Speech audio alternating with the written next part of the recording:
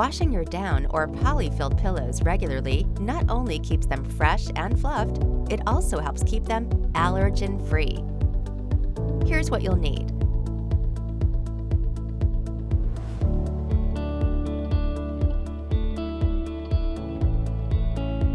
First, inspect the pillows to ensure there are no tears. Otherwise, film material could come out while in the wash. Now is also a good time to pre-treat any stains if necessary. When loading the machine, wash 2 pillows at a time to keep the washer balanced. When laundering down pillows, set the wash cycle to delicate and water temperature to cold. Then add your laundry products.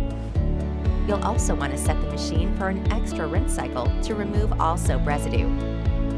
When it's time to move the pillows to the dryer, set the machine on the lowest heat setting possible. Add dryer sheets to give the pillows a fresh scent, and a couple of tennis balls to aid the drying process. Keep in mind, it may take a few cycles, but it's important to avoid using your freshly laundered pillows until they're 100% dry. Good luck, and thanks for shopping at the Home Depot.